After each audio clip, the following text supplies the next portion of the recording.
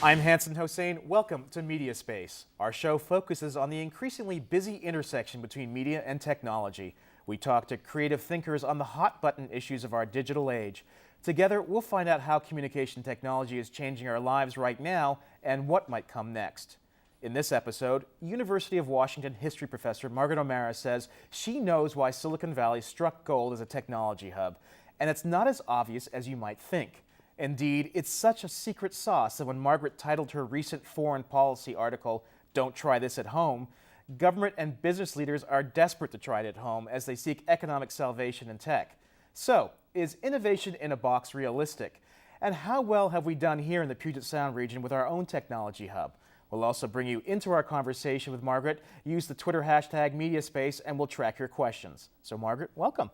The federal government was Silicon Valley's first venture capitalist. It was really providing capital, providing money to these companies where there was no commercial market for their products. And of course, the money was coming in defense spending, right? You know, it's the 1950s, it's the 60s. There's companies like Hewlett-Packard and Varian Associates, these Silicon Valley pioneers, are manufacturing things for which there's not much of a commercial market. And they're really, Defense Department contracts were really important. Similarly with universities, you know, you have Stanford, you have UW, you have MIT and Harvard, these Cold War universities that just explode in size and in influence because of government contracts that are mostly coming from the Defense Department. The key thing is that the UW and universities like it are huge economic drivers of the economy. You know, we're the third largest employer in the state of Washington. It's the same across the country. This isn't unique.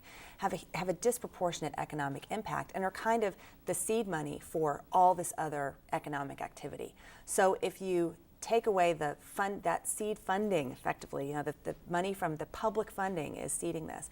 Do you think the suburbanization of, say, Seattle, I mean, Seattle's a different beast in itself. It really is. Has that detracted from the region's ability to actually present itself as a Silicon Valley? And that's one of ours. Yeah, I actually don't think so. I think that actually one of the huge advantages has been for places like Seattle and for the Valley themselves has been a preponderance of suburban locations.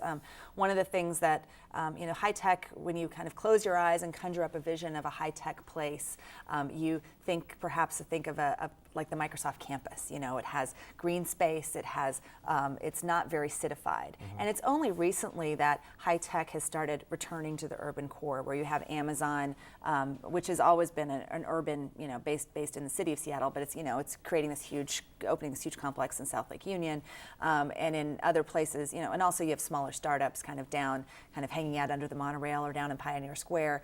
You have these clusters of smaller companies that are urban rather than suburban, and that's different than a generation ago. So what do we do best here then? In Seattle? Yeah, in this region. I think Seattle has a lot of competitive advantages. I think that it, like its counterparts on the Pacific, in the Pacific West, like LA and San Francisco and Portland, it has this ingrained kind of entrepreneurial business culture that we have that's over a century old. You know, the West is full of people that were rapscallions and outcasts from other parts of the nation and of the world. Yeah, I mean, it's the people who have these crazy ideas that they couldn't get funding for anywhere. I see one of the advantages of the original Silicon Valley is this gold rush mentality that still pervades the business culture and allows VCs to fund people repeated times, even if they fail the first time. And you see some of that in Seattle. Like you can come, if you're somebody who's smart and has a good idea, you could get funding for it, and if that company completely fails, you could conceivably get funding again, maybe from the same people.